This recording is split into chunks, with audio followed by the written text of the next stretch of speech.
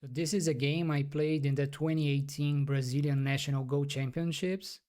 I was playing as black. I was around 2 done KGS and my opponent was around the same level. And he continued like this as white.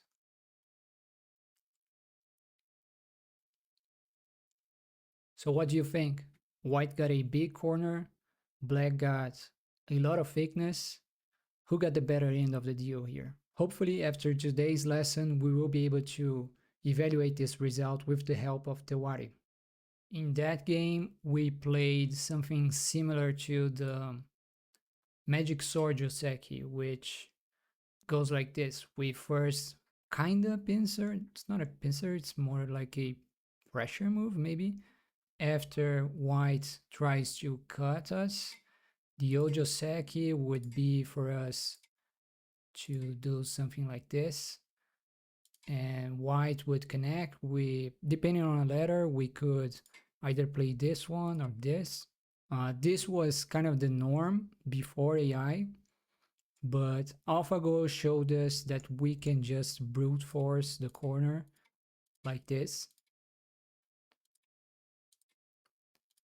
And white takes a big loss in the corner while developing an empty influence. So it isn't very much worth white. So even though there are some kind of tesujis for white to kind of reduce this corner, it really isn't worth it. All in all, my Katago says that this is a 3-point loss for white, and it feels really terrible because you lost the corner for not much. Before we get back to the game, I'd like to discuss maybe why we kind of invented this move. We humans invented this move. As far as I know, the first time this move appeared was around the 1910s, maybe a little bit later in Japan. And I think it was kind of an improvement or an attempt at improving the josekis that came up from this move.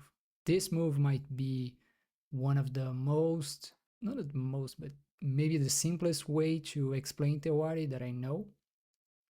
One of my favorite examples that was taught to me by Benjamin, the European champion from 2 years ago, I think. At the time, he was trying to show me in a French camp why a certain sequence was bad, a certain Ponnuki related sequence was bad. This was the more or less Joseki that he showed me. Black captures here and white takes the corner. So what do you think? Do you think this is good for black, good for white? This is totally different from the normal magic sword, because in the normal magic sword, no, like both sides are trying to keep the corner, or if white takes the corner, black is trying to divide the AB stones from the C stone. So in those terms, it's kind of a failure for black, but black got a lot of thickness, external thickness. Maybe this is worth it, I don't know. It becomes way more clear if we take a stone out. So this is the Ponnuki shape. The Ponnuki shape is the minimal required moves, required stones to capture an opponent's stone, and it's typically very powerful. It's a lot of influence, a lot of strength. If you add a move around it, it becomes inefficient because you just don't need it. It's over concentrated. And here, if we go back to the original sequence, this quasi Joseki, we do have an extra stone here. But it's maybe more interesting to compare this shape to what happens if a similar sequence appears with the large gamma. So if now white tries something similar, black gets a similar result, but instead of having a stone at A, we have a stone at B. This is now good for black, even though the corner is still huge. Just placing the stone one line to the side is now not only efficient locally for black, but globally. And this is a 1 point something game for black, while the other variation is 1 point something better for white. So all in all, it's a 2 point something delta between the two variations. So this is the essence of Tewari, I think. Tewari is a method through which we try to compare results, maybe not compare results, but try to evaluate if a result is good or bad based on standards. So the Ponnuki is a standard. There are other shapes. In this video, we're just discussing the Ponnuki shape. Yeah, if we have other stones very closely attached to it, it becomes over concentrated.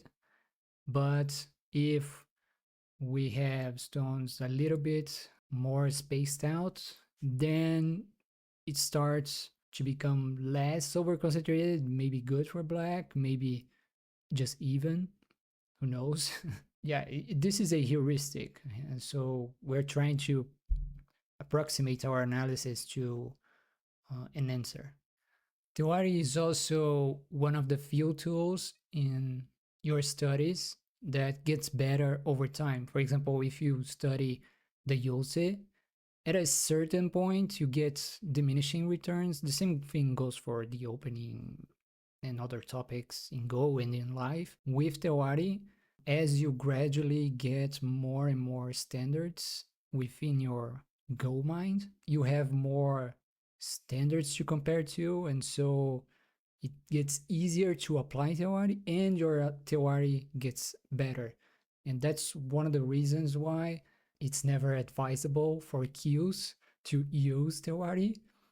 I remember very well in the French camp in 2016, in which Benjamin taught me that sequence that I didn't really like whenever other players try to use Tewari in my games and reviews, because most of the time their analysis was very bogus, because most of the time you use permutations, like you try to make the sequence happen in other order in order to show if a move or shape is bad, but often queues will just butcher the sequence and make you look like nonsense. That camp, by the way, was the same camp in which I played against a kind of a veteran Freedon, French Freedon. And after the game, he told me, "You play well in all, but it's like you just can't read one move ahead." Yeah, he was super nice, but yeah, that was a great moment, a highlight of my career for sure. But anyways, going back to what I was saying about Tewari, yeah, you do need a lot of patterns in your mind, a lot of experience, a lot of standards in order to apply Tewari very well. So do consult your local pro. But yeah, just let's make some things clearer about the sequence we just saw. First of all, when we get back to this move, it is still a Joseki, but you just can't capture this stone directly. So you need to play this one or this one. So I don't know which one was kind of invented by AI. I think this is the one we played occasionally before AI. There are some games between Li Chengho and Cheng Hao from the early 2000s with this pattern, and it's super complicated. So white could play here, then I think black goes out, white connects, and then it gets very complicated here. So yeah, there are some extremely complicated sequences from this Joseki, and I think it's on par with the Magic Sword and the Avalanche in terms of complexity. It's super complicated. And I don't know why it wasn't popular. I don't know why people gravitated towards this Joseki so much in the 2010s, more or less. Anyways, and when we uh, showed this sequence, white shouldn't Atari here. White should escape with this stone first because it makes things much harder for black. I think recommends this move. This move is okay too. And then white gets back to the corner and black tries to capture this stone. So with all this in mind, I think we can get back to the game. Yeah, to the game I showed at the beginning. In that tournament game, first white played here, which was kind of a new Joseki at the time. I think this was shown first by AlphaGo Teach, the tool released in I think 2017 by the AlphaGo team, in which you could kind of play against AlphaGo. I don't think you could play like we do against Katrain or Katago or whatever AI nowadays. You could just see some pre-calculated Josekis by AlphaGo, and one of the options was this one. And yeah, it's similar to when white plays something like this in the other one. I think this could be a thing as well in some sequences starting from the 5-4. But anyways, coming back to here, AlphaGo, that at least AlphaGo Teach, and nowadays Katrain confirms this, we can block here. I think in the past this was the recommended move by pros, but we can play here and it gets very complicated very fast. I think this is one of the possibilities, and it's really difficult for black to manage both groups, so it's okay for white. Another option is to play here like he did in the game, but then we shouldn't bail out like he did in the game, at least not directly.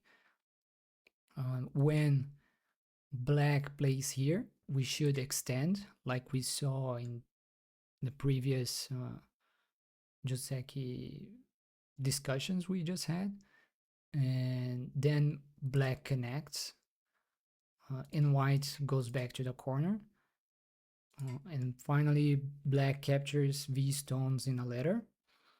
You could also capture them in a net, but AI recommends a ladder. Like in the past, we would prioritize capturing directly instead, but AI kind of showed us that playing an elastic ladder breaker is very valuable in terms of points. So when you give a ladder breaker here, we get a move back here, and it might help us develop the left even more. I don't know. Anyways, we have this AB exchange here, which is kind of questionable in my mind, but AI seems to think this is okay. All of this is pretty much Joseki for AI, but if you let black capture like this, then black becomes too thick. It's too much. It's very close. Again, with Tewari, we can see that it's basically that other shape, the shape that we evaluated with Tewari, remember? The only difference is a CD extra exchange, which is not great for white. I don't know why it is okay in that other variation. like this. No, not this one. I don't know why here it is okay, but I don't think it is okay in general. Maybe white played here because he thought it could be an easy way to expand the corner and give out opportunities to make this honey more or less incentive, because it gives out some weaknesses in black's shape.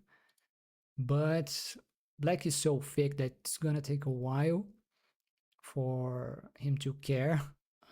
And later on, black doesn't even need to honey here to expand its corner.